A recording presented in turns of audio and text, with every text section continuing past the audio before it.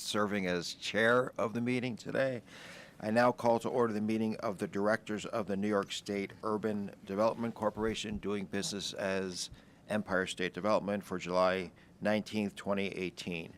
As noted on the agenda posted to the internet, we welcome public comment on items on our agenda. If you're speaking on behalf of yourself, you can speak for a couple of minutes. If you're speaking on behalf of a group, you can speak for a couple of minutes longer. Before continuing, I would like to take a moment to welcome our newest ESD UDC board member, Eric Gertler. I know Eric has an extensive background in media, in technology, in venture, has experience in the private sector as well as the public sector, having worked with EDC for some years under Mayor Bloomberg and for some time under Mayor de Blasio as well. I have noticed that he is also an author. He is a lawyer. All of this accomplishment in the hopes of being on the ESD board, which he has finally realized. So we welcome you, Eric, and ask you to just say a few words about yourself. Thank you, Howard. I'm excited to be part of the board. I view it as a privilege. I have known for a long time the important work that you do for the state and for the people in New York, and I look forward to getting to you and getting to know you, and hope that the wonderful embellishment of my background that Howard said can come in handy in working or helping in some fashion. And I thank you for the opportunity to wear a suit and tie in the summer. Thank you. That's my favorite part, too. All right, thank you and welcome. I'll ask the directors if anyone has a conflict of interest with respect to any of the items on the agenda today. Directors have received all the information in advance and are free to ask questions at any time. The first meeting on the agenda is approval of the minutes from June 28th, 2018. Is there any questions or comments, or, are you going to move it? Beautiful. Yeah, I second. Way to go. All in favor? Any opposed? Thank you very I much. just need to abstain since I wasn't. Right. Noted. I'll now ask Peter Heilbrunn to present an item relating to ESD's investment report and investment guidelines. Peter. Thanks. Good morning. We bring this item to the board every year because public authorities law requires annual approval by the corporation of the investment report. And the report details, among other things, ESD investment guidelines, results of the annual audit, and the investment performance for the fiscal year. There are no recommended changes to the investment guidelines. The auditors did not identify any deficiencies in internal control over investment compliance. The total investment earnings for the fiscal year were approximately $17.7 million and were generated from corporate funds, revenue bond funds, and various economic development project and program funds. The earnings are utilized for corporate requirements, bond portfolio debt service, and in accordance with project and program requirements. Of the total investment transactions executed during the fiscal year, bids by MWBE firms resulted in 28% of the transactions being placed with those firms. ESD's portfolio structure reflects our focus on, in order of priority, 1, preservation of capital, 2, providing liquidity to accommodate numerous funding obligations, and 3, return on investment. For the fiscal year, the portfolio had an average maturity of 86 days, average investments of $1.56 billion, and an average weighted yield of 1.12%. As a benchmark, for the fiscal year, the average yield of U.S. Treasury bills with a 3-month maturity was 1.18%, and for U.S. agency discount notes was 1.17%. And just to let you know where we are currently, the yield on the ESD portfolio as of the end of June was 1.81%, and the attached report provides detailed information. Thank you. Great. Are there any questions or comments from directors for Peter on this item? Is there any comment from the public on this item? Is there a motion to approve? Move. Thanks, Eric. Is there a second? Second. All in favor? Aye. Any opposed? No. Okay, thank you. I'm going to go through just a couple of miscellaneous highlight items, and then I'm going to introduce Jeff Nordhaus, who's going to give a presentation on the new New York broadband program, and we'll get into round 3 as well. But I want to remind folks that the port has rebranded Stewart. What you knew as Stewart Airport is now New York Stewart International Airport, and more importantly, it has received about $60 million in modernization and upgrades and expansion, including a new customs house, which will continue to expand service. Air traffic at Stewart New York International Airport is up 60% in the past year.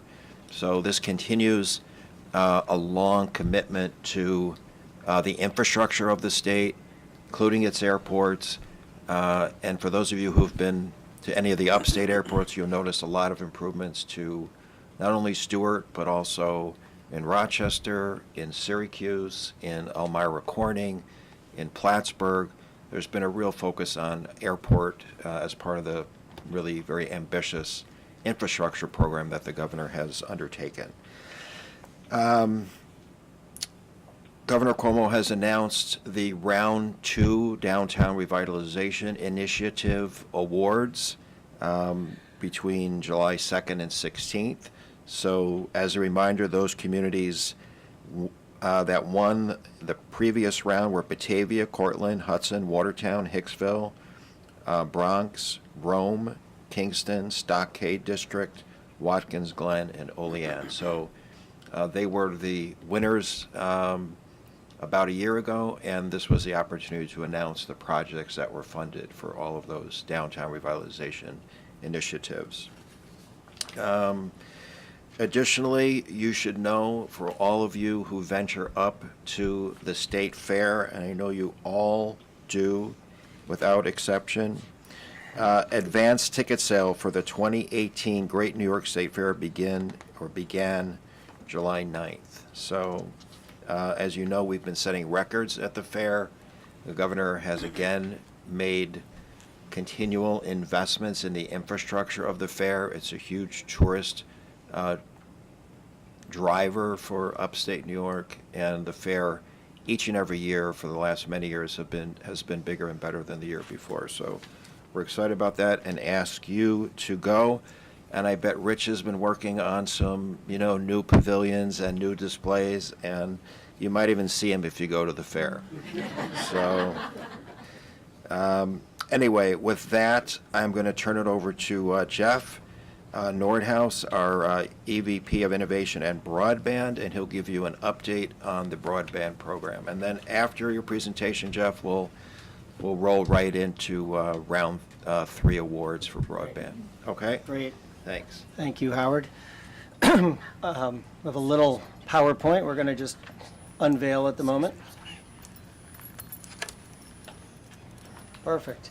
So thank you very much. As Howard said, I'm Jeff Nordhaus, EVP of Broadband and Innovation. I've been working on the broadband program for 3 years since the inception.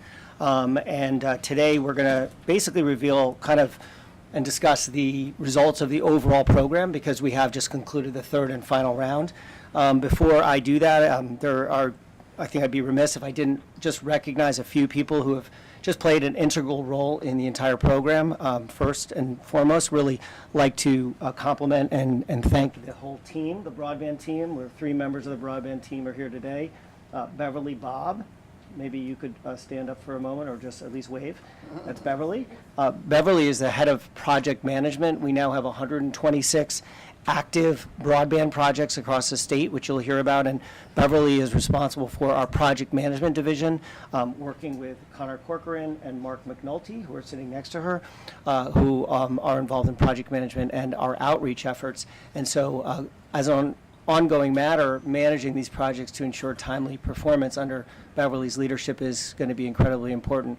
I'd also like to thank our AVP and integral team member, Chris Ortiz, who's couldn't be here today because he's actually in the hospital because his wife is having a baby today.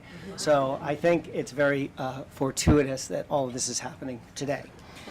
Secondly, I'd also, of course, like to thank Howard and Kevin Eunice for their support over the past 3 years. They've been extremely involved in listening as we structured the program and implemented it, and we would like to thank their leadership. And we would also like to thank Liz Fine and Maria Cassidy and the whole legal team. There's nothing we really could have done without the support and help of their excellent staff and team members helping us through all the award process and the grants. And there's many other members of ESD, including public relations and the website through Rich and others. So it's really been a huge team effort. And of course, last but not least, and this will flow into the presentation, we'd like to thank Governor Cuomo and the Executive Chamber for their help on this program, and really the governor's vision in seeing before really any other state did that broadband is no longer a luxury. Broadband is a necessity, and no community can really thrive. All the work we do here, and I think it's fair to say in economic development, is really complemented by the fact that a community, to be successful, needs broadband. It's hard to attract a business to a community if they can't have broadband. And as the Lieutenant Governor said when we rolled the program out, broadband is like oxygen. We all just kind of take it for granted, but when we don't have it, it becomes a really big problem. So with that, I'd like to start the presentation. When we rolled out the program in 2015, before the program, across the state, 30% of New Yorkers did not have access to broadband. As you can see, this was primarily an upstate issue. The gold represents where we did have broadband in Long Island and New York City, Westchester County, but upstate we had a lack of broadband. You can see it on this slide here where we note 30% statewide, but upstate it was 65% of New Yorkers, more than half of New Yorkers did not have access to broadband. And it was for that reason that in 2015, Governor Cuomo launched the $500 million New York broadband program. This is indeed the largest, most ambitious state broadband investment program in the nation by a factor of multiples. We achieve our goals through public-private partnership. The state is not going into the broadband business. We're not starting a company ourselves, but we are giving subsidies to private companies to build out fiber optic cable, for the most part, into unserved communities. We have an innovative funding mechanism that we have deployed for this program called a reverse auction. So all of our grants were competitively bid out per city and per location, and the lowest cost per unit addressed. So basically you take the number of people in a town and you're going to give them fiber, and we have providers compete, and the lowest state subsidy per unit is the winner of the reverse auction. So this was a very successful structure and won us a fair number of accolades, not only here in New York from the providers, but also on a national level. Many people in DC thought that this was a terrific way to award state dollars. We had several, when we started off, key design elements. We won't go into all of these, but as we set out to structure the program, we needed to basically think through at least these critical issues, including mapping. Where were the unserved areas? Mapping is very challenging in the broadband space. Technology, were we going to support all technologies or just quote-unquote future-proof technologies like fiber, and how would we address that? Would we support middle-mile projects or only last-mile projects? How would we allocate funding? Was it a scoring, a reverse auction? We just spoke about that. Of course, at ESD, everything is on a reimbursement basis, so the company need to complete the projects, and then we reimburse as they go based on a very detailed review of their work and an audit of their expenses that come in, and Beverly and her team are going through that in detail, and there's also an outside auditor required, so that's a very thorough check and balance process. We do require qualifications of our vendors who are going to deploy the broadband. And also we, through the program, we have a consumer protection, which says that any company that's rolling out broadband with state dollars, we won't allow any price gouging of customers. Customers need to be able to get a broadband tier, which we define as 25 megabits or better, for $60 or less. And this has turned out to be a very popular and important provision as broadband's rolled out into these very rural areas. So there's another piece of the puzzle that is worth mentioning because it was part of our structuring, which is at the time we were structuring the deal, Charter Communications acquired Time Warner Cable. We worked closely with the Public Service Commission to put certain merger conditions on Charter in order to allow them to proceed with the merger. Under, again, the Public Service Commission has responsibility for oversight of this merger. The conditions that were put in place included Charter needed to expand their network to 145,000 additional locations. So people who had no broadband would need to receive it. That had to be completed within 4 years by 2020. In addition, 2 million customers, so a lot of the upstate footprint that they had needed to be upgraded to our minimum speed goal. So our program calls for 100 megabits statewide, with 25 acceptable in certain rural and remote areas where it's not economically feasible for us to deploy 100 megabits. So they agreed to increase the speed for their entire network, and both of these conditions are at no state cost, so it didn't come into our program at all, by 2018, and then 300 megabits by 2019. You might have seen, in fact, just recently they've launched a 940 megabit service, so they're actually going up to gigabit service in some of the larger cities in New York. We also, this is very important for the state, we, through the merger, required Charter to announce the first ever statewide low-income broadband program. So for qualifying families, they can receive 30 megabits for $14.99 a month. And that is obviously critical because we know that for kids to do their homework and adults to be part of the modern economy, affordable, quality broadband is absolutely essential. There have been some hiccups with Charter, as you may have seen. They've actually missed their build-out requirement on the first two tranches of the 145. The Public Service Commission has found them at fault in terms of not meeting those deadlines and has begun to pursue enforcement actions to ensure that they do complete the 145. So essentially, it's critical that they do the 145 because we auctioned off the balance, and when you get to combine the both together, rather, that's how we achieve our goal. So it's very important, and it's the governor and PSC are very vigilant in enforcing that. Yes. Is this separate and apart from the number of places that we subsidize? Yeah, so the 145 were done at no state cost, and they don't come out of the broadband program. So our $500 million program is deployed on the balance of locations that Charter's not addressing on their own. So with that, let's start with the program that we deployed here at ESD. So we had 2 rounds to date. Many of the directors, as well as obviously the leadership, will be familiar with this. In round 1, 2016 was our first round. It was obviously our smallest as people began to become familiar with the program. In this round, we had $75 million of public-private investment announced, including $54 million of state funding, a match of $21 million, and 25 projects, and that addressed 36,000 locations. Then in 2017, we had our second round. This was a very large round, very successful in terms of statewide coverage, and a lot of in the provider community. I think the word began to spread that this was a really positive program for communities and for companies to participate in, and we got a lot of additional participation and coverage. And as well, we added certain areas because we had to hold back some of the Time Warner areas through 2016 until the merger was processed and we knew where they were going to go. So in 2017, there were more areas added. That's another reason that the amounts were higher. So in 2017, we unveiled $268 million of public-private broadband investment, which included $212 of state funding, $56 million of private funding for 54 projects, and over 10,000 miles of broadband infrastructure to cover almost 90,000 locations. So these were really staggering numbers when you think about, broadband and the impact this has on those communities. Quick question. Yes. What would constitute a project, and what's a location? Okay. Great question. So a location is basically a house or a business. Oh, okay. So that's a unit, like a housing unit or, someone's house. A project is basically a collection of locations that are going to be upgraded by a provider. So they, as I mentioned, the reverse auction, they would come in. We have regional auctions, so we actually do this by REDC. They would come into the North Country. They would say, I'm going to deploy, 1,000 homes in Clinton County. I'm going to bid, $2,000 per home. Here's the map. I'm using fiber optics. Here's the whole plan. They would go into the auction, assuming they were the low bid to do that. They would win that project, assuming everything else qualified.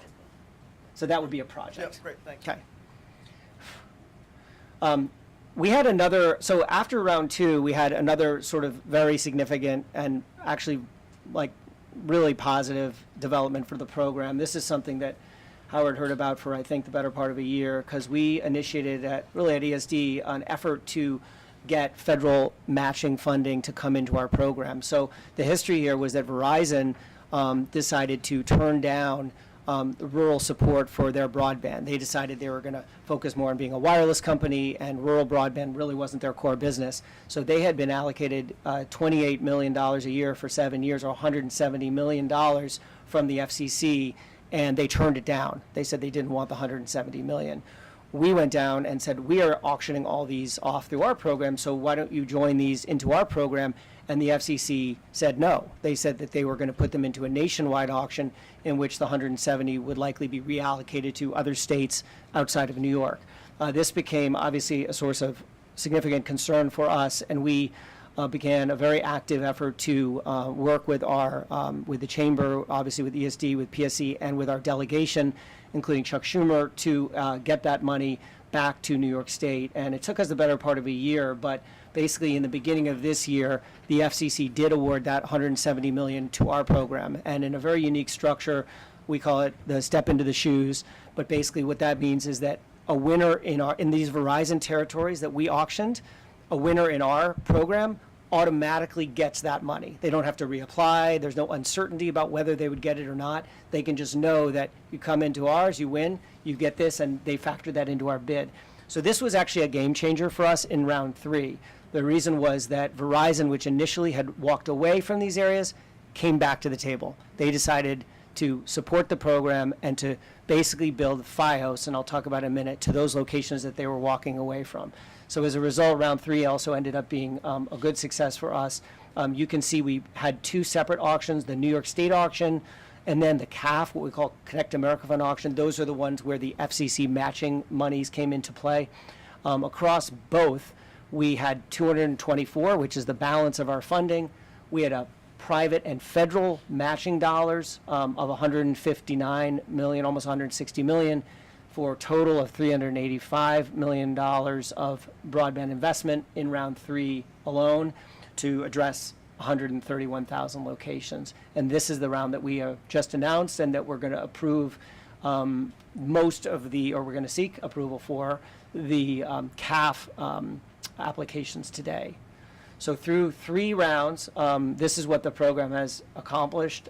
728 million of public-private broadband investment, the 490 million, essentially the fund that was put in place for state funding, $238 million of matching, which is really quite a good number, in addition to obviously all the charter build-outs, which are done at no state cost at all.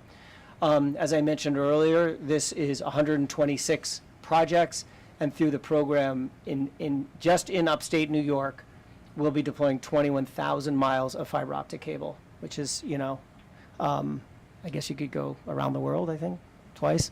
Or one and point something.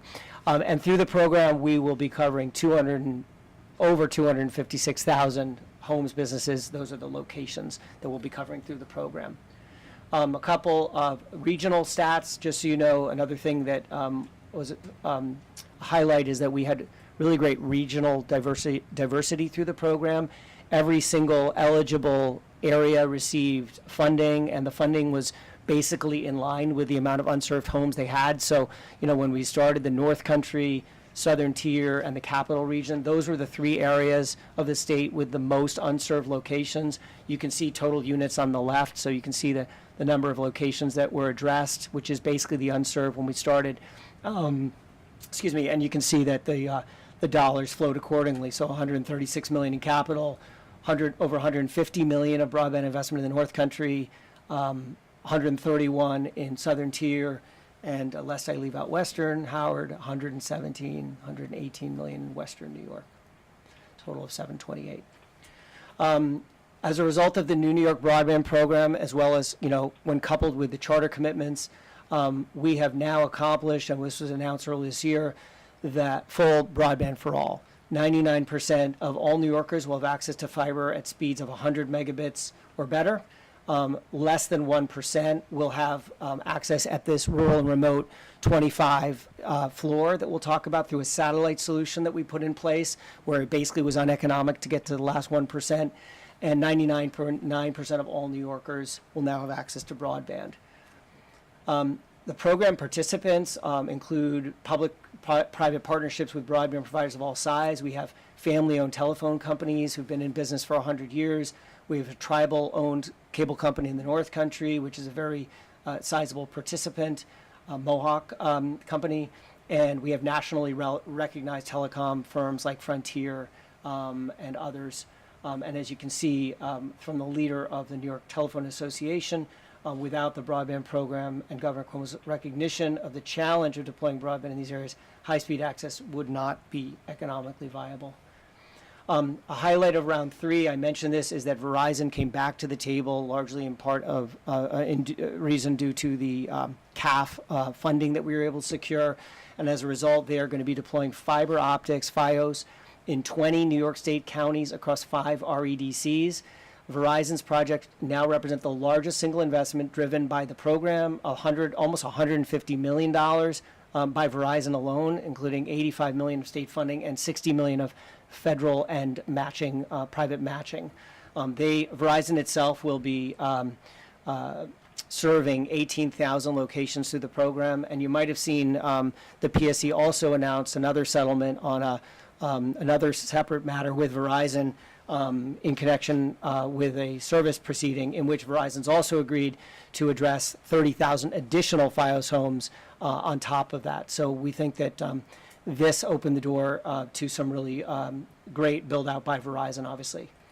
Lastly, I just want to address the 1% that we couldn't reach economically with fiber. We were able to find a solution with Hughes Satellite Award, Hughes Company through a satellite award. This is indeed a satellite-based service with guaranteed speeds of 25 megabits download and 3 upload. They've also agreed to waive their normal pricing, which is usually over $100. As I mentioned, that we have consumer protection. They will be participating at a monthly rate not to exceed $60. They've also agreed to a $49 installation and a very low cost per location of about $200 a location. So through this, we were able to address the remaining 76,000 locations in the state for about $15 million. And this really ensures that no one is left behind as a result of the program. In terms of progress to date, we are making good progress with the build-outs of our Phase 1 and Phase 2 projects. Those are scheduled for completion by the end of this year, and customers are actually already being hooked up on a number of those. And we are working through the final timelines, which we expect to have a one-year extension through 2019. We're working through the final deadlines for Phase 3. We have received great, since all the work we do is really for the people and for the communities. I think it's important just to touch on some of the great feedback we've been getting. Hopefully there'll be even more when these projects actually go online. But you can see from local communities, manufacturing companies who are able to do business like they weren't before, hospitality, lodging locations where basically people wouldn't go because they couldn't make sure they were able to check their emails, et cetera. And then precision agriculture. This has really been a game changer across the board for these areas. So the structure and conclusion of the program, as you can see, the building blocks was Charter doing their piece. Then we have 3 rounds of the broadband program, which were executed. We have the partnership with the FCC, which leveraged $170 million of additional funding, and we have the low-cost wireless satellite solution for the most rural and remote areas that were uneconomic to reach with fiber. And through these 4 steps, we have achieved our goal of broadband for all. So again, to recap, before the program started in 2015, this is what the map looked like, with 70% covered and 30% without. After round 1, we addressed 97% of locations. After round 2, 98% of the state had access to broadband. And now, finally, with round 3, 99.9%, almost virtually all the state is now covered by broadband for all, with 126 projects from the BPO and ESD addressing that need.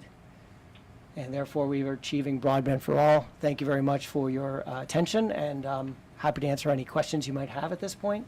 Great, thank you very much. It's a fun story, right? Fabulous. So Jeff, let me just thank you for the very innovative way that, you and the broadband team approached this daunting challenge. I mean, I think you guys did a great job, and congratulate the entire team as well. I think it's been an incredibly impressive accomplishment. And you hit the nail on the head when you started out by saying, there was a point in time when broadband was perceived as a luxury. It was a novel technology, and it was a luxury. And we're at a point now where it is a necessity, because people don't want to live where they can't get broadband. They don't want to send their kids to school that doesn't have broadband. They don't want a vacation where they can't get broadband. So it's an incredibly important piece of infrastructure and part of the economic development of the state, for all the states. So thank you for that. Are there any other questions or comments from directors on this broadband presentation? Something I did not understand, Jeff. Yes, sir. I get FiOS at home. Okay. Does FiOS upgrade what has already been laid out, and is that a better system? What does it mean when FiOS? Right. Yeah, that's a great question. So sort of a technology question, if you will. Typically, the historical plant of Verizon has been copper. So we all know about the copper plant. And when they offer DSL, that's basically a modem that allows the data to go over high speeds over the copper. When they go to FiOS, that's actually a totally new architecture with fiber to the home. So they actually come in and they lay fiber directly to the house and connect it to the side of the house. So it's a game changer, and they do allow gigabit, I think, symmetrical service over fiber, pretty much unlimited service with fiber. So it'll be really building out a whole new ecosystem, a whole new fiber plant for those areas. And that will cover how much of the downstate? Well, downstate will be already covered by either Time Warner Cable or Verizon going into it. The sort of New York City area already has basically cable or FiOS in place. New York City, as Eric probably knows, has a franchise with Verizon where they have certain obligations to build out locations in the city already. Our area will be focused on our funding will be focused on upstate, and they'll be funding 18,000 new locations. Plus, I think they announced another 32, so it's going to be like 47,000 new locations in total. We'll be getting FiOS as a result of what the PSC announced and what we just announced. Thank you. Sure. Any other questions or comments for Jeff? Jeff, sorry, go on. Thanks, Eric. Great job. Do you want to roll Sure. into the round 3 awards? Yes. Go on. Sure. So with all the background, I think this part will be fairly brief. Following the update on the broadband program's progress, I'd like to present the first wave of projects associated with Phase 3 of the program, as announced by the governor earlier this year. The BPO is seeking the director's approval to fund 20 projects with 10 companies, representing a commitment of $165 million in total state grant funding through the New York Broadband Program. The majority of these programs will be eligible for the federal Connect America Fund support as a result of the partnership with the FCC, which I discussed. As you know, the FCC committed $170 million to unserved parts of the state allocated through round 3. These projects today will leverage $86.7 million in private sector matching grants and $63 million from the FCC, resulting in $314 million of combined total broadband investment. Beyond the 20 projects that we're going to approve, hopefully, with your support today, there are a total of 47 projects to be carried out by 17 companies. The balance of those will be brought to the directors in subsequent meetings next month and the month after. Hopefully, we're going to complete the rest of those. The 20 projects before the board today, because we prioritize some of the most sizable ones, actually represent close to 75% of the funding and build-out locations of round 3. They will address unserved areas within all 8 upstate REDC regions, and they will address over 61,000 total locations, meaning houses and businesses. In addition to the 20 Round 3 projects, I'm also presenting one Round 2 project for $308,000 of state funding to address 400 unserved locations in the North Country. This project was announced as part of Round 2, but was held pending refinement of the company's original proposal to ensure that they were targeting all the unserved areas, and we had some further validation we wanted to do, but we're now comfortable and prepared to also present the $308,000 Round 2 project. As I said, the remaining Round 3 projects will be presented at upcoming meetings, and with that, I'm happy to answer any questions. Okay, great. Are there any questions from the directors to Jeff on these primarily Round 3 and one Round 2 broadband projects that he's proposing? So we're approving the state funding, but that assumes that all of these will then have the matching from private sector or Right. these other areas? Yeah, so they have a minimum private sector match, they have the FCC funding comes in, and then the way it works is they actually have to complete the work, and then once they complete the work, they can submit to us for reimbursement, and this essentially authorizes us to make the reimbursement at the time that the work has been done, and it's gone through the process of validation. It's worth noting we actually retained an outside engineering firm to conduct on-site validations, to check the maps and actually drive around and do speed tests and make sure it's done. But at that point, it could be reimbursed. Any other questions from the directors? Any comment from the public on this item? Is there a motion to Yeah, I move it. approve? Derek, is there a second? Thanks, Cesar. All in favor? Aye. Any opposed? Great. Thank you very much, Thanks Jeff. for your time. Yep. Before I pass it over to you, Glenn, to go through some projects, I just want to reflect for a moment on a recent trip to Albany. Kevin and I were there celebrating, along with Tokyo Electron and IBM and SUNY Poly, the 15-year anniversary of the relationship between Tokyo Electron and IBM, which was really the beginning of SUNY Poly as we know it in terms of its involvement in the semiconductor industry. This year also marks the 70th anniversary of that industry. There is never been another 70 years in human history where there's been more gains in productivity, in wealth, and in transformation of industry, and in life as we know it. And Tokyo Electron makes a lot of the fundamental, foundational pieces of equipment that enable the production of semiconductors.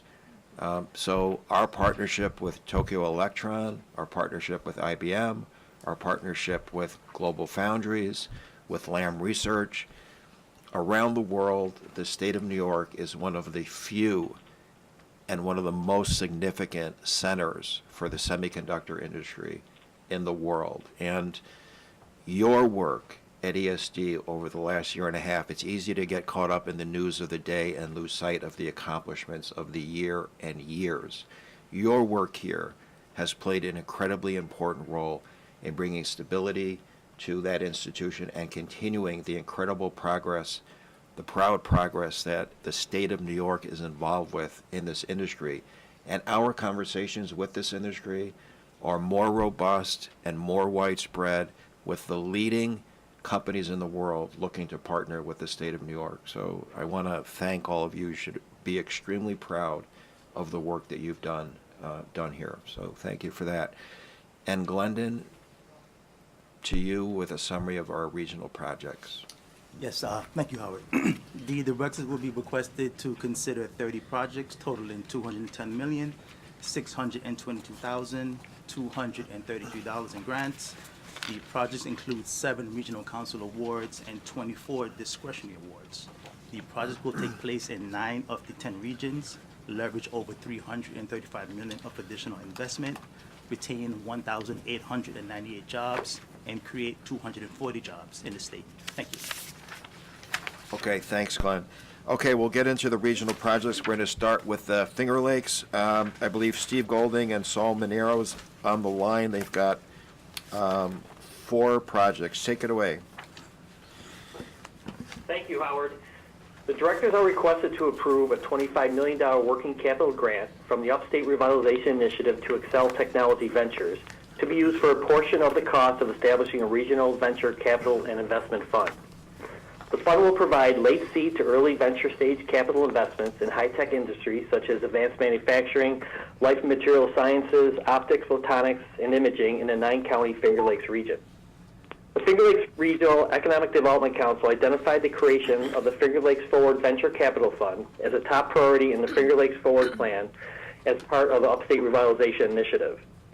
Excel is the investment arm of Excel Partners, Inc., a venture capital firm formed in 2005 through an agreement with the University of Rochester Medical Center.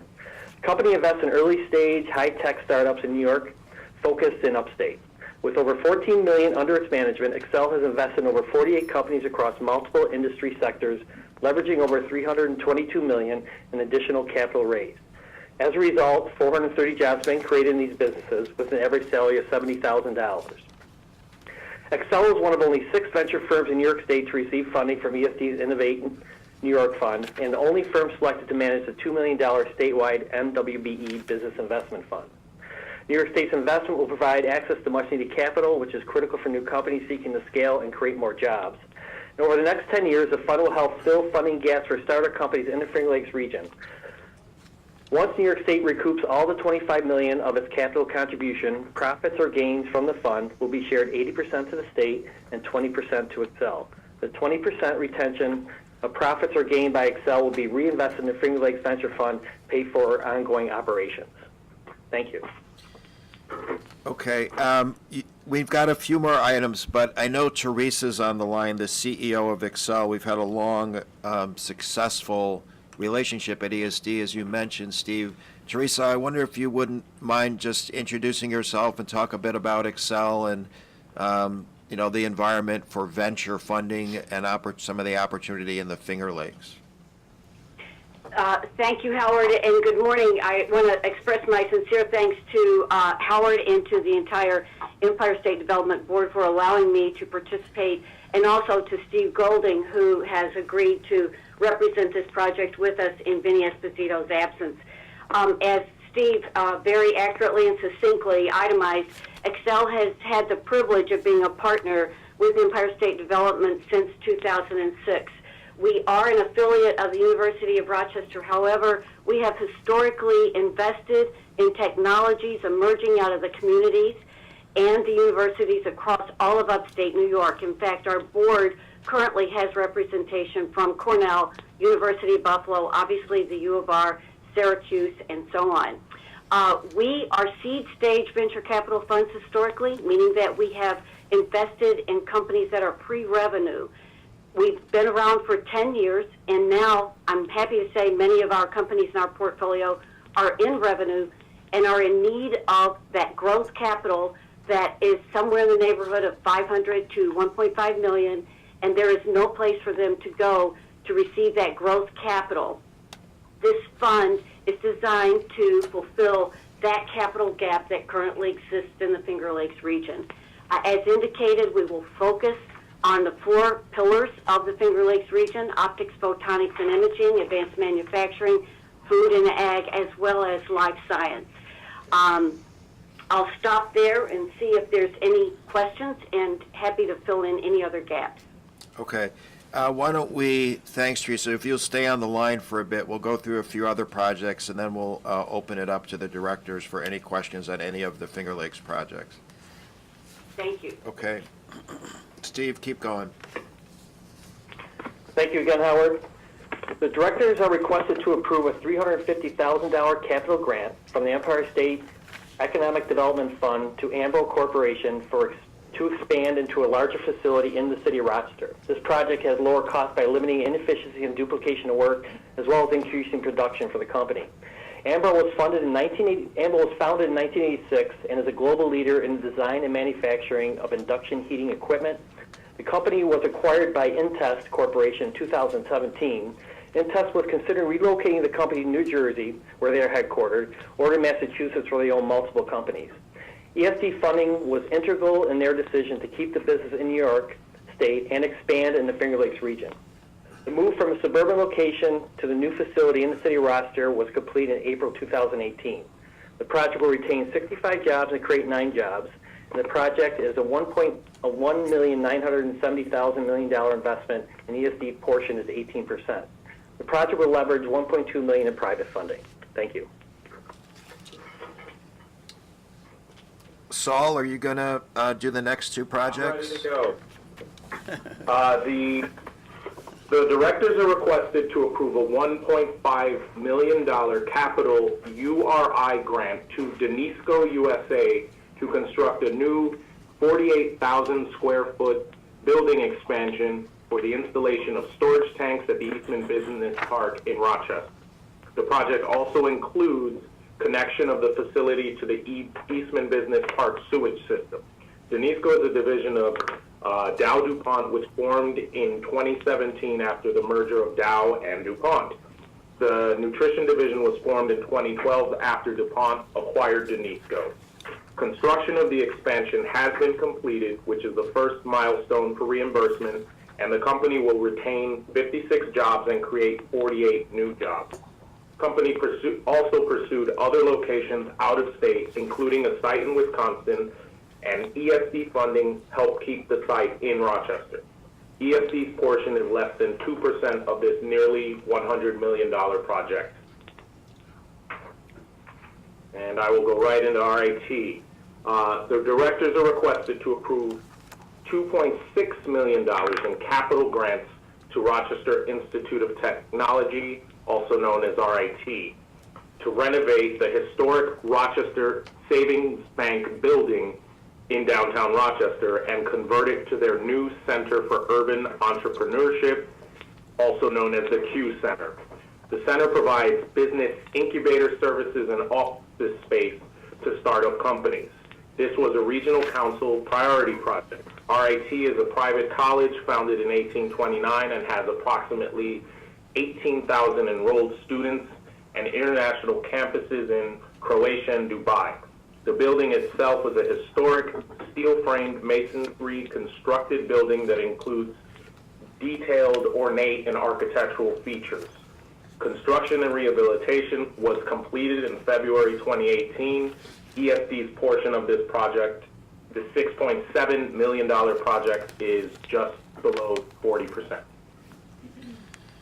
Okay, so let me open it up to any questions from directors for Saul or Steve or for Teresa on our first item. Are there any questions or comments from directors on any of the four items presented?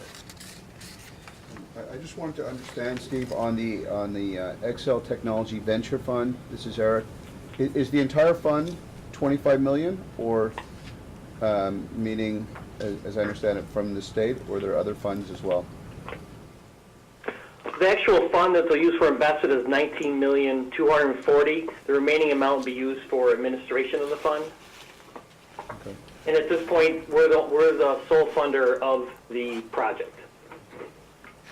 The program requires 2-to-1 match, and for any project, minimum 1 match On the investment? on the investment. Okay, that's perfect, thank you. Any other questions or comments? Any comments from the public on this? Is there a motion to approve these four items? Derek, is there a second? Thank you. All in favor? Aye. Any opposed? None. Okay, thanks, folks. Thank you. All right, moving to the southern tier. Donna Howell. Good morning.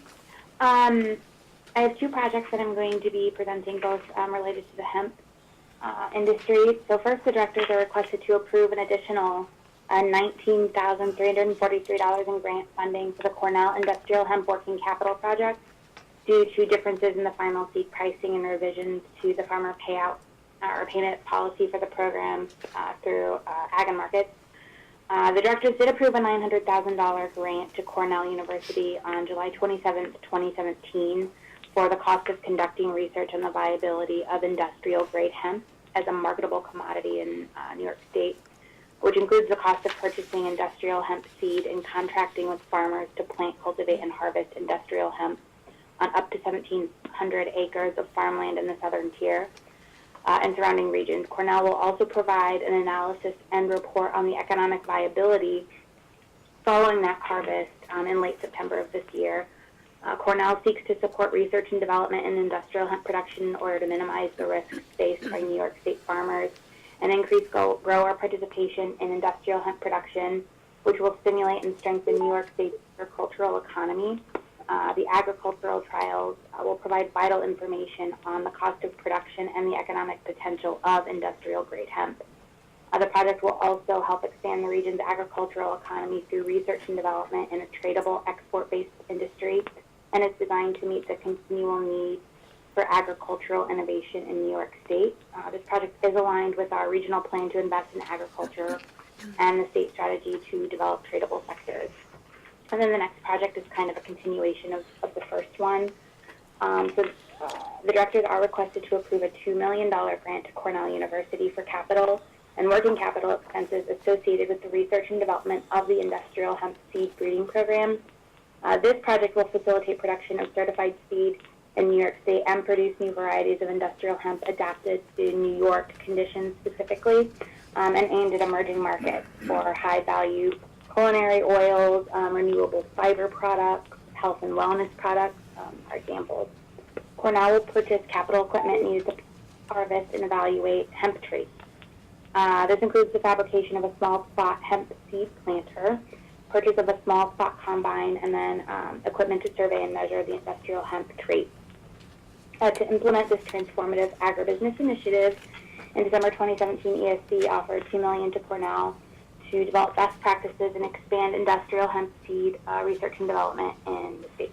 The project is consistent with our regional plan and aligns with the region's strategic plan to become a leader in agriculture technology and invest in the region's significant tradable sectors in an export-based industry.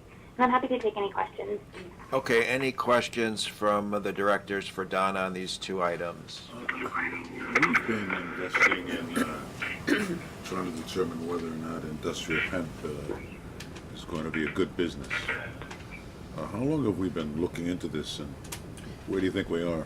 I mean, it's a really early stage for us. I'd say it was an initiative. It was a real thrust. Donna, how long ago did we really take a really good long look and start making some financial commitments to the hemp industry? Was it a year and a half ago?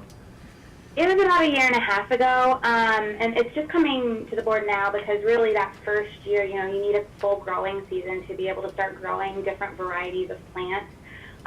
This hasn't been grown in the state of New York before, so the only plants that we could look to were, in Kentucky, which has a completely different climate. So right now they're just trying to figure out what the best variety and strain is of a hemp plant that can grow in this climate, and that would be most successful for our growers to grow, and then, build off that. So that was kind of that first project, which was the R&D, and then the second phase is really kind of scaling that up to the next step. The growing, the researching, and then hopefully the processing. So we're in the early stages of what I call a pretty long-term commitment and process to figure out a new agricultural product in the state, in the southern tier, and all of the potential products you can make from hemp. You optimistic? I am. I can tell you that just yesterday I was standing in the middle of a hemp field that was very large. So this is already something that our local growers are really embracing, and I just feel like we've come very far from figuring out what plant works into this very successful large field of hemp plants. And they're already investing in the equipment to be able to process it because it's very different. It's made with rope, so you have to clear the stalks like you wouldn't for corn because that would disintegrate. So, already a lot of discoveries have been made about what works and what doesn't.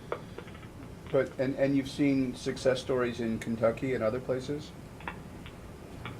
Well, that was the only model that we had to Okay. look at because that was a state that had legalized the industrial hemp industry before we did. And I know that, there were some seeds that came out of there, but, we can't grow what works in Kentucky here just because of the different climate and, the different soil.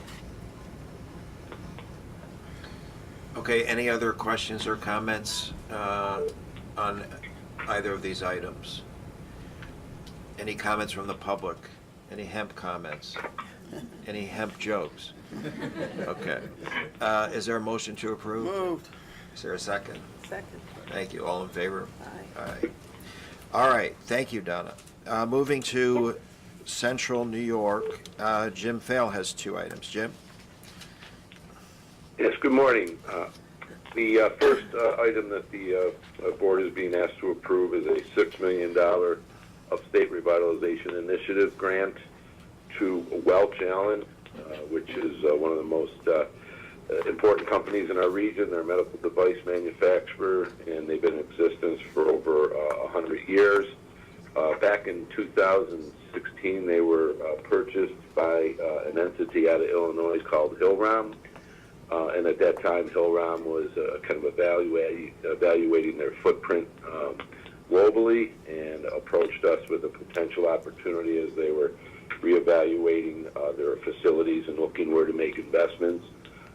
We were able to provide a significant offer in order to encourage them to construct a 105,000 square foot warehouse and distribution facility, as well as retrofit a 15,000 square foot space to continue R&D. This was approved in December of 2016 and was completed in May of 2018. This has the regional council support. This project retained 884 jobs and created 109 jobs. Also with this project, there's an additional $6.3 million in Excelsior tax credits that they were eligible for.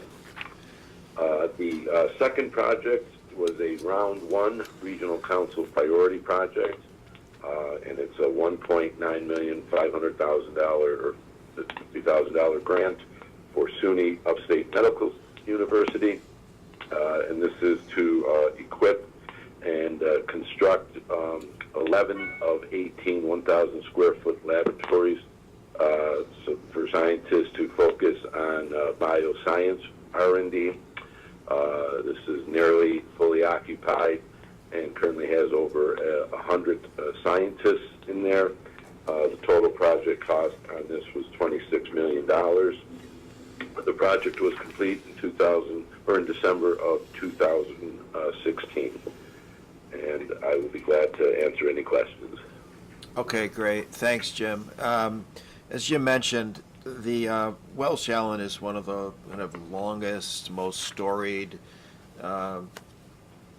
innovative companies in Central New York, and Syracuse has a long history of having such companies be acquired and then unfortunately leave the area. So I want to thank Jim and everyone involved at ESD who has met regularly with Hillrom, Welch Allen, and worked together to make Central New York a place where Hillrom consolidated operations into instead of away from. And it was a big difference from what the last 40 years has been for Syracuse. So that was an important, I think, accomplishment. So thank you, Jim. Are there any questions or comments from directors on either of these items?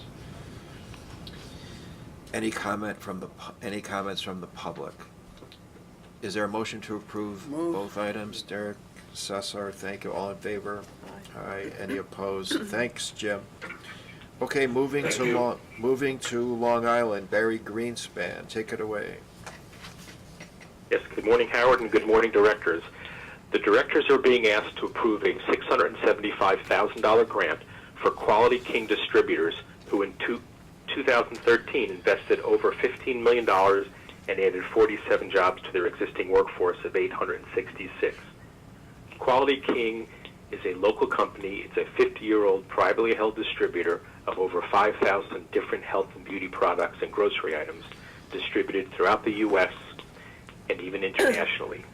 Quality King distributes to retail chains, drugstores, big box stores, supermarkets, and they also have a significant e-commerce presence. The company's primary location is in Bellport, Suffolk County, with a second distribution facility in Ronkonkoma, also in Suffolk County. The company is one of the largest distribution operations on Long Island, with space totaling 560,000 square feet in Bellport and additional 180,000 square feet in Ronkonkoma. The project was deemed a regional priority project by the Regional Council in 2012 when they applied through the consolidated funding process. The project's goal was to retain Quality King's 866 Suffolk County jobs. This project resulted in the renovation of 10,000 square feet within the Bellport complex to accommodate new office uses and higher wage jobs. This renovation had a significant impact on improving Quality King's operations and making them more globally competitive. The full investment has been made, the 47 jobs have been created, and we are requesting your approval this morning to disperse funds. Thank you. Okay, thanks, Barry. Any questions or comments from directors on this Long Island item? Any comments from the public on this? Is there a motion to approve? Move. Thank you. Is there a second? Eric, all in favor? Aye. Any opposed? Thanks, Barry. Appreciate it. To the Mid-Hudson, Megan Taylor. Megan has one item. Megan. Yes, good morning, Howard, and good morning, ladies and gentlemen of the board. Today I am presenting a $1 million Economic Development Fund grant, which was awarded in 2015 to White Plains Aviation Partners for their expansion project in Harrison in Westchester County. White Plains Aviation will invest $52.5 million to construct a new terminal and 5 new hangars at Westchester County Airport, retaining 27 existing jobs and creating 27 net new jobs. The County Board of Legislators unanimously approved a 30-year ground lease agreement with White Plains Aviation last year, allowing the company to operate both a light aviation facility and a full-service heavy aircraft fixed-base operation, which would provide a wide range of services, including fueling and general aviation maintenance. White Plains Aviation operates fixed-base operation terminals across 4 continents. The Houston-based company also provides aircraft charter management, sales and aircraft maintenance. White Plains Aviation unveiled on May 2nd of this year its new 52,000 square foot hangar at the first phase of the renovation and expansion of its corporate aviation complex at Westchester Airport. With the completion of the hangar, White Plains Aviation's 26-acre corporate aviation complex now has 84,000 square feet of hangar space and more than 7 acres of ramp space. The terminal is expected to be fully completed by the end of this year, and I would be happy to answer any questions. Okay, thanks, Megan. Questions for Megan from directors for this item? Any comments from the public on this item? Is there a motion to approve? Move. Thank you. Seconded. Thank you, Heather. All in favor? Aye. Aye. Any opposed? No. Thank you, Megan. No problem. Kelly Baccarizzo, Market New York Grant Program. Kelly? Yes, good morning, Howard, and to the board. Market New York has 2 working capital projects for Round 7 of the Regional Council Awards that we will be requesting the board's approval for. The first is a grant of $382,500 that has been awarded to the New York State Tourism Industry Association, also known as NYSTIA. NYSTIA is headquartered in the Finger Lakes region, but this is a statewide focused working capital project. New York State Tourism Industry Association has created the second phase of a unique international cooperative marketing initiative in which destinations around the state can leverage Brand USA's global programs and platforms. Brand USA is an organization dedicated to marketing the United States as a premier travel destination, and this project seeks to increase international tourism visitation to upstate New York. The second project is a grant of $300,000, which has been awarded to Discover Long Island, formerly known as the Long Island Convention and Visitors Bureau. Discover Long Island intends to expand its current partnership with New York City & Company, New York City's official marketing, tourism, and partnership organization, by entering into the Canadian and Australian markets, while continuing with its existing international reach into the United Kingdom and Germany. This project also seeks to increase international tourism to New York State. And if anybody has any questions about the projects, I'd be happy to answer them. Okay, thanks, Kelly. Any questions from the directors for Kelly on these items? Any? Not directly. Sir? Just at some point, it'd be interesting to once again review how effectively our tourism efforts are going? Are we doing better this year than last year and that kind of thing? I mean, tourism has been an unbelievable success story for the state, and I think you know it's been a big focus of the governor and of course through ESD. But it's now the fourth largest employment sector in the state, and it's an over $100 billion economic impact on an annual basis. So we're having a lot of great traction in tourism across the state in pretty much every region of the state. So we continue to double down, so to speak, on our investments in tourism. Great. Any other comments or questions from directors on this? Any comments from the public? Is there a motion to approve? Second, thank you. All in favor? Aye. Any opposed? None. Thank you, Kelly. Simone will present the Restore New York items. Simone? Thank you. Good morning. Today we are asking the directors to approve two Restore New York Kevin, projects. just move it closer. Today we're asking the directors to approve two Restore New York projects. The first, from round 4, is a $2 million grant to the city of Syracuse to renovate 4 vacant properties for redevelopment into mixed-use facilities. The project area, known as the Central Business District, is now the fastest-growing neighborhood in Onondaga County. And the implementation of the project will have a significant impact as a series of developers will create space needed for increased residential and commercial activity, which is in high demand in the area. The selected sites were chosen due to their blighted and vacant status in the midst of other completely renovated buildings, and the project will be complete in December 2019 at a cost of approximately $13.2 million. The second item is a Round 5 Restore grant of $1 million to the Village of Waverly for renovation of the former Village Hall. This project building, which the village was unable to maintain, was purchased by Tioga Development in 2012, and Tioga invested $100,000 to renovate the first 2 floors, which were turned into an antique store called Crooked River Co-op. 99,000 square feet of the building remains vacant, and the grant will serve to complete redevelopment of the structure. Tioga plans to create 3 residential apartments on the 3rd floor and perform extensive renovations of the interior and exterior of the building. This project is expected to be complete in April 2019 at a cost of approximately $1.1 million. Okay. Thank you. Thanks, Simone. 2 Restore New York projects in Syracuse and Waverly. Any questions or comments from directors on these items? Any comment from the public on these? Is there a motion to approve them? Moved. Thank you. Second, Cesar. Thank you. All in favor?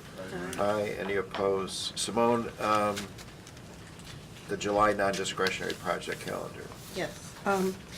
Directors are being asked to approve a $400,000 grant to Clinton County for construction and improvements to the FAA inspection station at Plattsburgh International Airport. All airline service in Plattsburgh goes through this airport, and the county is in the process of beginning to expand its terminal building to accommodate more passengers and provide more gates for aircraft. This award was applied to construction of a 30,000 square foot customs inspection station and border protection services. The station was needed as Plattsburgh International Airport is now designated as a port of entry for international travel and cargo, and this project was complete in June 2018. Any questions or comments from directors on this item? Just out of curiosity, cargo and then the international is also passengers? I assume it's Canada, or it's just? Yes, that's correct. So it's cargo and passengers. Any other questions or comments from directors? Any comments from the public? Is there a motion to approve? Move. Thank you. Second, Eric. All in favor? Aye. Thanks, Simone. Betty Yee will present the Entrepreneurial Assistance Program. Betty. Yes. Good morning, Howard. Good morning, directors. I'm Bet Yee, Director of the Entrepreneurial Assistance Program, also known as the EAP. I am requesting approval and authorization to grant funding for 16 of my 24 EAP centers for a little over $1.2 million. In August, we will be requesting the funding for the balance of the 8 centers. The EAP provides training and guidance to entrepreneurs with a particular focus on the disadvantaged and underserved populations. This funding allows for 60 hours of business training courses and counseling, facilitation to loans, and MWBE certification, to name a few. Some of our highlights from our most recent annual report: the EAP centers provided services to over 1,700 clients, helped over 1,000 businesses increase their sales by over $46 million, secured $11 million in financing, and retained over 1,800 employees. Thank you for your consideration, and can I answer any questions? Okay, any questions or comments from directors for Betty on this EAP? This is as much a statement as a question. When I served as Secretary of State, I worked with the AP to ensure that immigrants got an opportunity to learn to establish their own businesses. Yes. Any comment of immigrants continuing to take advantage of this? Yes, we also serve veterans, and we work with the Office of New Americans. So 17 of our EAP centers actually provided over 600, about 700 immigrants with finding out how to start a business in New York State. That's wonderful. Let the record show. I'm enthusiastic. Excellent. Very good. Any other questions or comments for Betty? Is there any comment from the public on this? Is there a motion to approve? Move. Is there an enthusiastic second? All right, all in favor? Thanks, Betty. Next up, Sonia on a New York Ventures item. Sonia, take it away. Hi, Howard. Good morning, directors. The New York State Innovation Venture Capital Fund is requesting approval for an investment of up to $500,000 in a $4.5 million Series Seed round for Mouse Sensor Incorporated. Proceeds from this financing will be used to further optimize and prototype Mouse Sensor's technology, which will allow the company to reach its next value inflection point. The investment in Mouse Sensor touches upon two of the governor's priorities. One is bolstering the life science economy throughout New York State, and the other is supporting women-led businesses. Mouse Sensor is a woman-led, New York City-based biotechnology company that was founded by two scientists from Hunter College, CUNY. Mouse Sensor has received previous support from New York State through the Startup New York program. Mouse Sensor is using a bio-nanotechnology approach to developing nose-on-a-chip technology to detect, discover, and digitize scents. This technology will have broad implications for a number of industries, including healthcare, flavor and fragrance, and nutrition. For example, in the healthcare sector, recent evidence suggests that certain diseases can be detected prior to the onset of symptoms by identifying the unique odor profile emitted by afflicted patients. As a result, Mouse Sensor's technology can be used as a diagnostic for the early detection of diseases such as Parkinson's disease and cancer. A nose-on-a-chip technology has been the goal of numerous research groups and companies for decades. The advances that Mouse Sensor has made in this field are unparalleled. I'm happy to answer any questions. Okay, any questions from the directors on this New York Ventures investment? Different than a grant. This is through our venture fund. We're obviously making investments and taking equity interest. So, correct. Any questions or comments from directors on this item? Eric? So given that it's an investment, so I assume that the investment goes in, or let me not make an assumption, but is it invested on the same terms as the other investors in Yes. this round? Okay. Yes. That's it. Okay. Other questions or comments for Sonia on this? Any comments from the public on this item? Is there a motion to approve? Move. Thank you. Second. All in favor? Okay. Thank you, Sonia. All right. Next up, Maria Mitchell, our Senior VP of Life Sciences. And I believe Jeff Januszewski as well is on the line, right, who heads our Strategic Business Division. Jeff, are you with us also? I am. All right, good. And as well, Dr. Jill Taylor, Director of the Wadsworth Center, is on the line to also help answer any questions with respect to this most exciting item. Maria. Great, thanks Howard, and good morning everybody. This is a request to make a grant of $24 million to Regeneron Pharmaceuticals. Under this grant, Regeneron will work jointly with the Department of Health's Wadsworth Center Public Health Lab to develop more effective diagnostics and treatments for Lyme disease, which has disproportionately high prevalence in regions of New York State.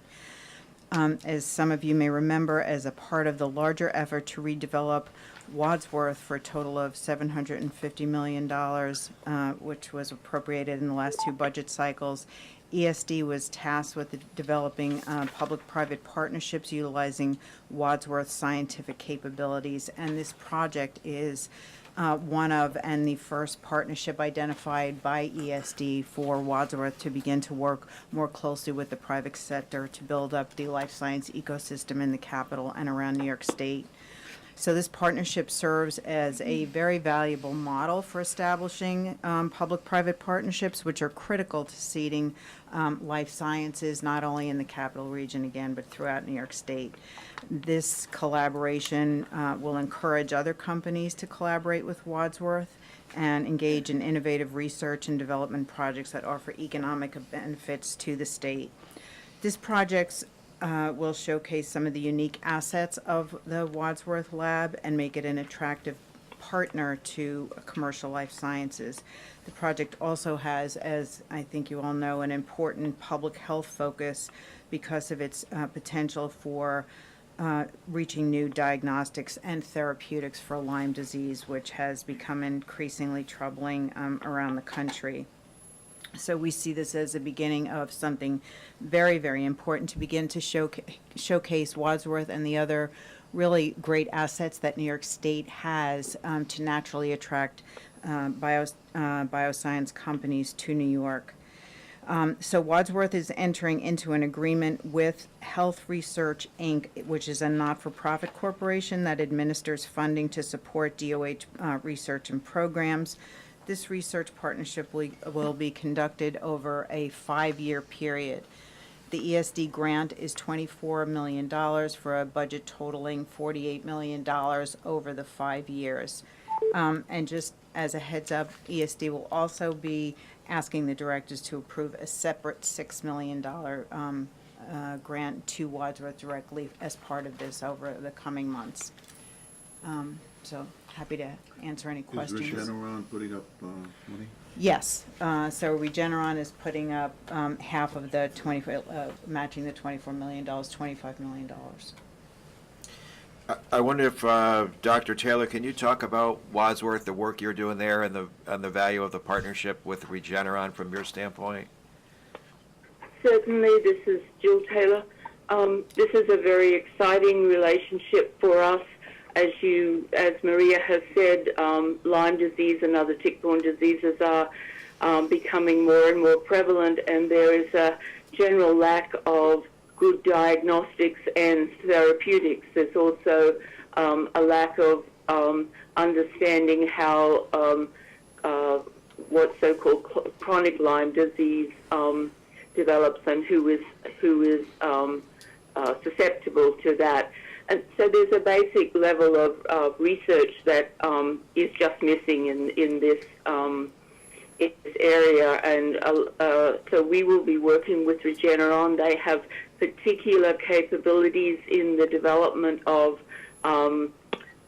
therapeutic monoclonal antibody cocktails as novel therapeutics and in methods of developing diagnostics.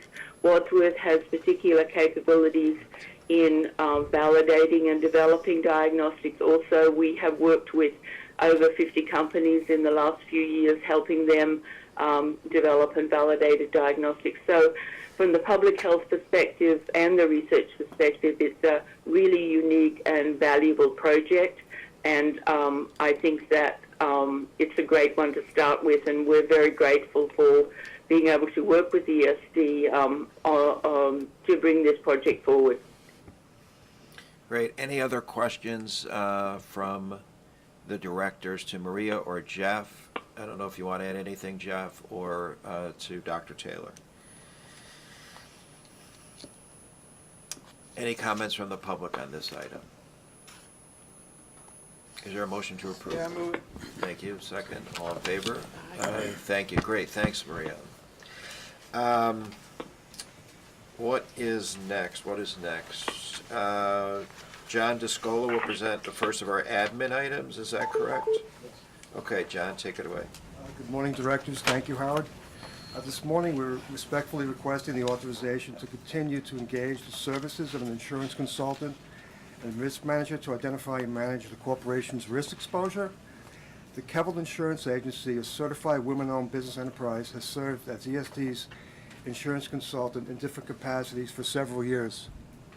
Through an RFP process, the Kevel Agency has been selected to provide risk management consulting services to ESD and subsidiaries. The Kevel Agency is owned and operated by Ms. Rose Kevel, who has significant experience working on insurance and risk management matters with both New York State and New York City agencies, as well as public benefit corporations.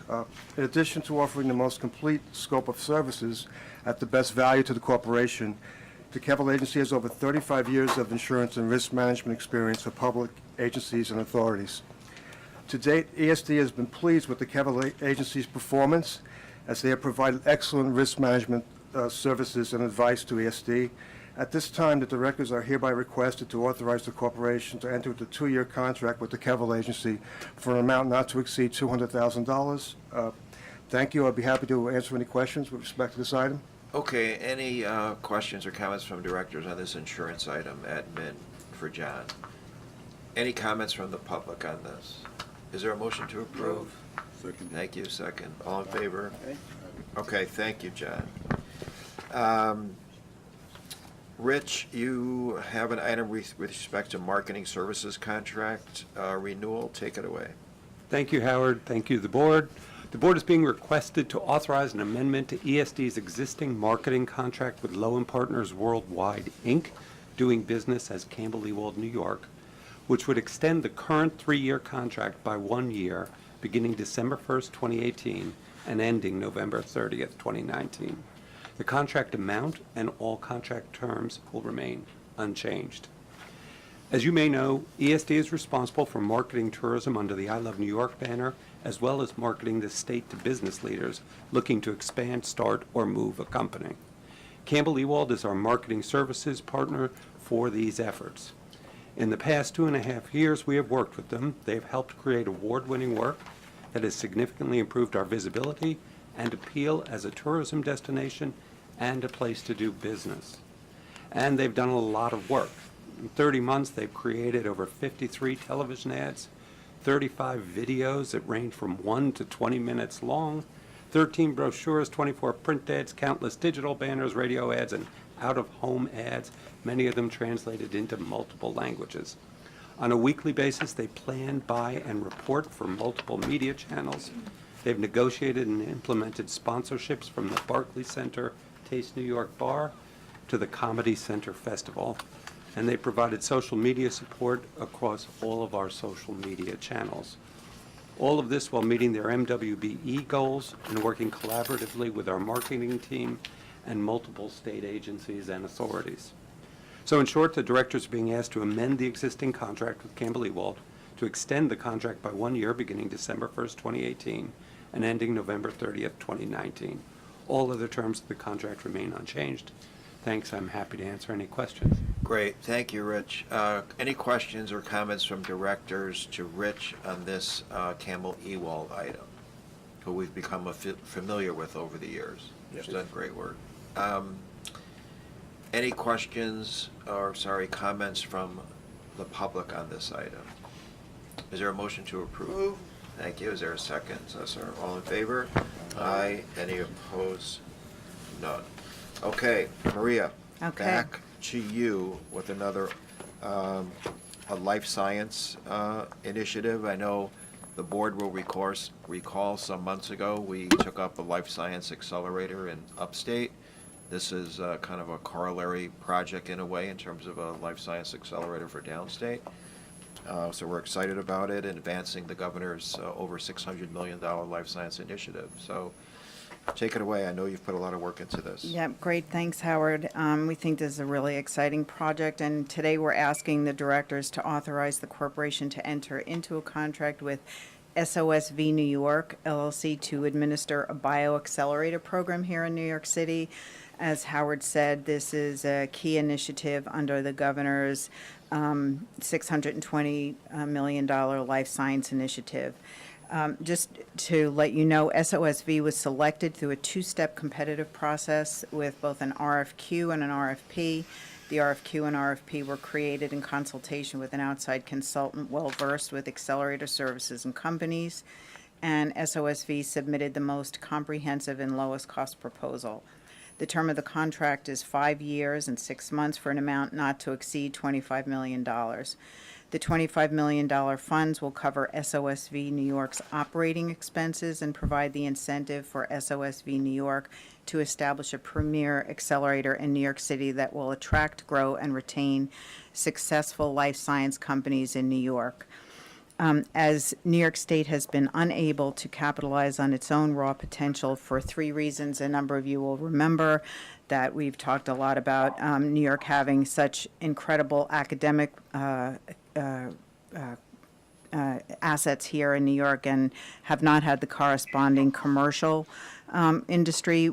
3 of the main reasons are a lack of entrepreneurial training, lack of a connected network of mentors, lack of access to early stage venture capital.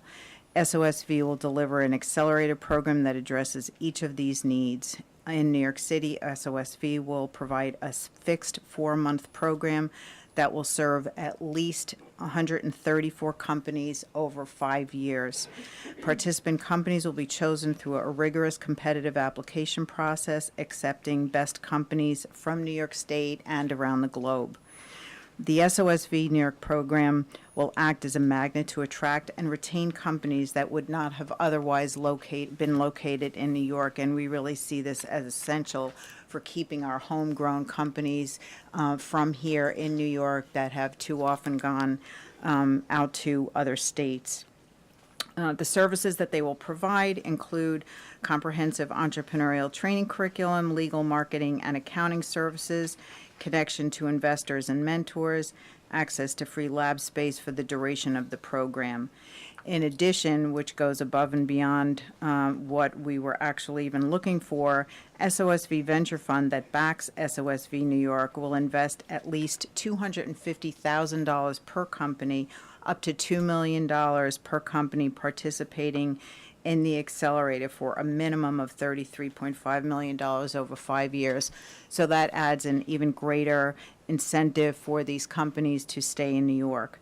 SOSV currently runs a leading life science accelerator in San Francisco, which is known there as IndieBio, where it has galvanized early stage life science and bolstered the economy. Their proven track record in life science companies includes more than 400 skilled jobs in the companies they've created in San Francisco. I think of note, 43% of their portfolio companies have female founders, and 1/3 of their portfolio companies that they sourced from outside of California stayed in San Francisco after joining IndieBio because of their connection to the funding. I think also very importantly, because of SOSV's strong track record, the Partnership Fund for the City of New York is also investing $10 million cumulatively in participating companies to further incentivize companies to stay in New York. As well, New York Ventures, which you just heard from Sonia, can join this syndicate, which will allow New York State to have equity share in companies that we really perceive as winners. So, happy to answer any questions. Great. Do you want to introduce the gentleman on the phone? I'm sorry, Arvind, are you there? Arvind Gupta. Yes, I am. Thank you so much. Arvind Can you hear me? Yes. Arvind Gupta is the CEO of SOSV in California, otherwise known as IndieBio, operating the bioaccelerator. And we are really pleased, and it was part of our condition that Arvind actually come here and start the accelerator and stay here for a minimum of 1 year in New York. So he and his family are moving here to New York in the fall. Arvind, do you want to say a few words? Sure thing. Thank you so much, Maria, for the introduction to this. It was a comprehensive and nice overview. I'm just, I can say and kind of reflect on that and say I'm extremely excited by the opportunity that New York talent provides for building biotech. As Maria said, I mean, the thing that makes me personally most excited as a venture capitalist is that the most important starting materials for great companies and great industries in the long run are people and talent. And when you have a bunch of great people and great talent together, along with a galvanized ecosystem that can maximize that talent and really bring it from the shadows into the light, we see how new areas can become great leaders. So that's exactly what happened in Silicon Valley for tech, and with the amount of talent in New York exceeding that of Boston and San Francisco combined, with the right application of ecosystem building, I firmly believe that New York can become a leader of biotech in the country. Thanks, Arvin. Great. Are there any questions from directors for Maria or for Arvind about this accelerator item and opportunity for New York? So I have a comment and a question. Sure. Comment, having spent a lot of time on life sciences when I worked in the city, I applaud you for your efforts. I totally agree. I think there's huge potential for life sciences, and I do think when you think about all the great academic medical centers we have, there's huge talent and there is opportunity to commercialize that here in the state, so I agree. What I wanted to understand, and I think all of the areas of sort of weakness we have as a state, I think you're addressing those. One comment you made in terms of sort of access to free labs. I mean, there's also a need for access both to dry and to wet labs. Is that part of this program to create any labs, or is it just sort of identifying those labs that are present to help those companies? And then the second question is, in terms of the accelerator program, is it sort of a virtual program, or is there a physical location to where that work will take place? Yeah. Your last question first. It's a physical location. There, IndieBio will be, SOSV will be taking about 10 to 12,000 square feet of both wet lab and office space in New York, and they're in the process of looking for that space now and should secure space in the next 2 months or so.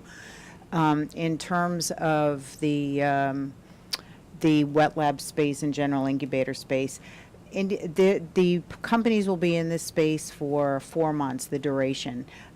We have addressed the lab space through another program that you might have heard of, J Labs, that was funded through the governor's program for $17 million, which we were just at the opening last month, which is really exciting, by J&J. So that is over 30 companies per year going through there, and they've already on opening had 28 companies. So we have addressed it through that program. But we are working with IndieBio, with J Labs, and with other developers around the city and state to develop other spaces. And clearly moving out of this particular space into other spaces is something we're all working together on.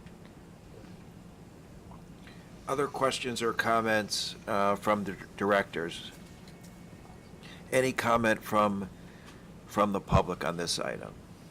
Is there a motion to approve? Derek, thank you. All in favor? Aye. Any opposed? Okay, good job. Thanks, Maria. Thanks for joining us. Arvind, appreciate it very much. Thank you all very much. Yeah. Next up, Sam Baldak has an item relating to the procurement of planning services for the Downtown Revitalization Initiative. Sam. Thanks, Howard. As a bit of background for the directors that may not be familiar with Downtown Revitalization Initiative, I know at least one is very familiar. Can you hear me? Yeah. Is that better? Okay. Yeah. It was a program that was originally announced in Governor Cuomo's 2016 State of the State Address. Now in its third year, ESD is launching round 3 of the DRI in partnership with the Department of State and New York State Homes and Community Renewal. 10 communities, one in each of the 10 RADC regions, are chosen every round to receive $10 million each. This funding supports downtown revitalization through economic development, housing, transportation, and community projects that attract and retain residents, visitors, and businesses. And as you can tell, this initiative falls squarely into ESD's investment strategy of placemaking, which I'm sure you've heard Howard speak about when he speaks about the 4 strategic pillars of ESD.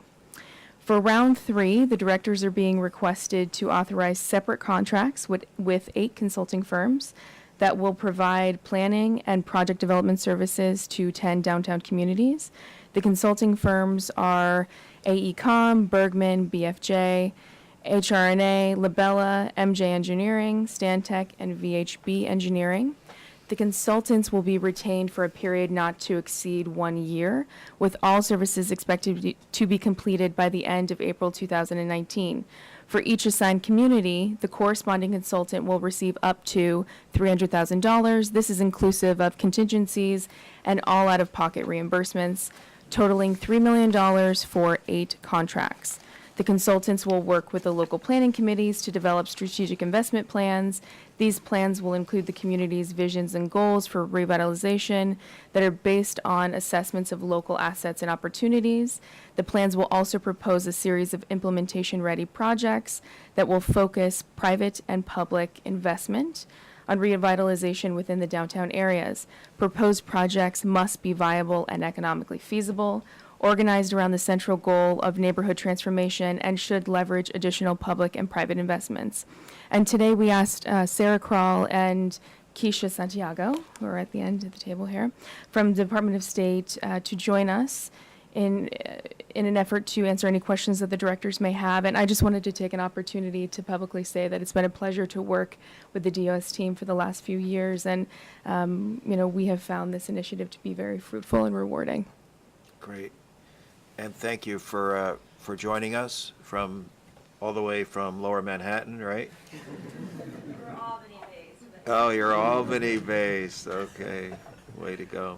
Do you want to add anything while you've come all this way from Albany? Would you like to say anything about, the former head of the, State Department, Yeah, was who's there anybody here? driving force, perhaps? I still remember the cabinet meeting when you stood up and pitched the proposal in advance of a lot of things. And I think it is absolutely getting implemented in the same exact spirit as the way that you described it.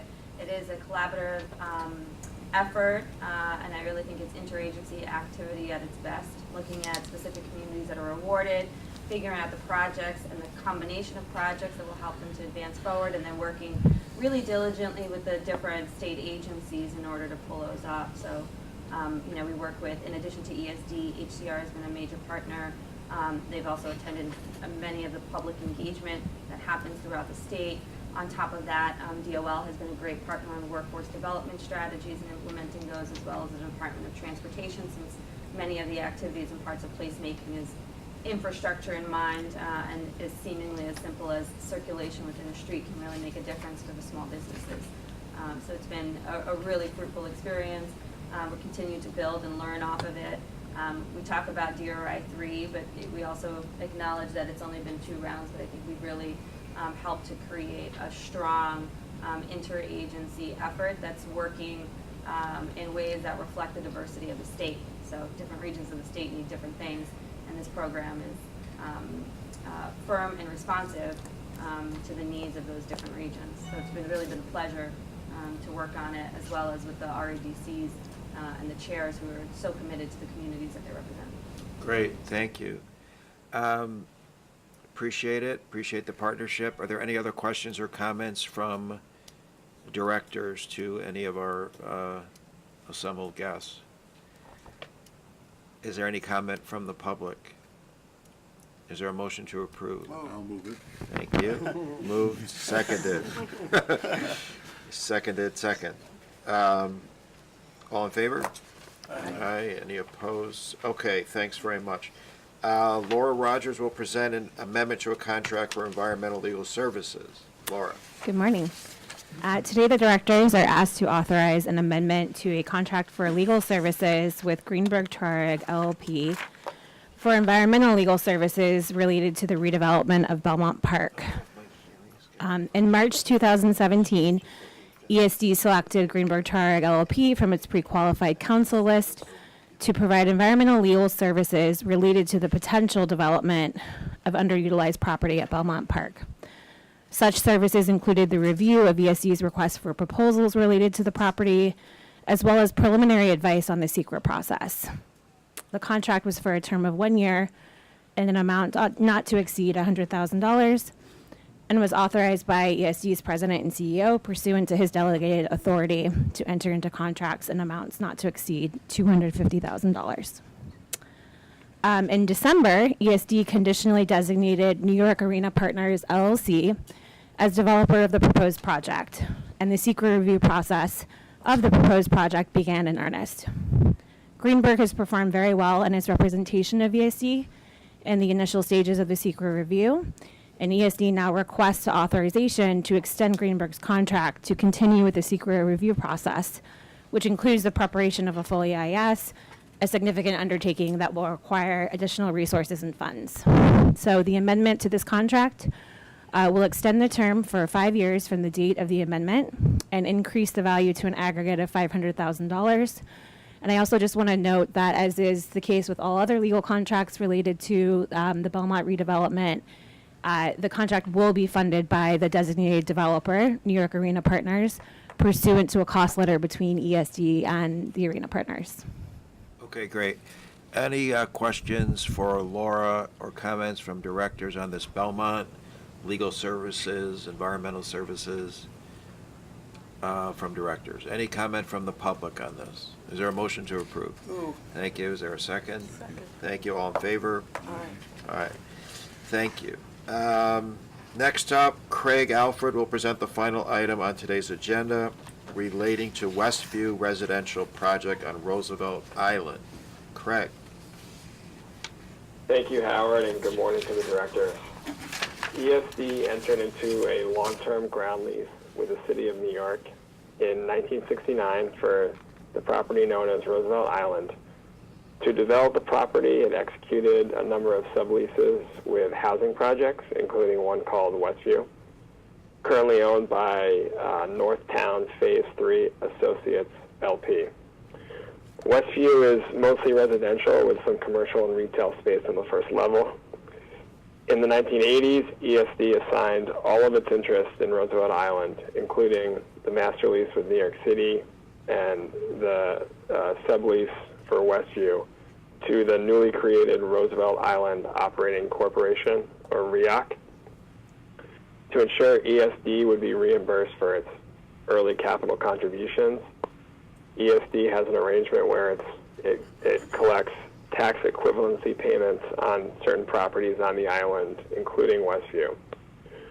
Westview was a part of the Mitchell-Lama Affordable Housing Program, but now seeks to leave the program with an affordability plan in place, meaning that while some units will convert to market rate, others will remain affordable. To effectuate the plan, ESD, REOC, and the Division of Housing and Community Renewal have worked with the building owner to reach a settlement agreement. The building will be subject to a 30-year affordable period to be supervised by HCR, during which the building owner will allow existing tenants to purchase apartments at below market prices or continue renting at below market rents. Resale prices will be limited if sold to buyers falling below certain income limits.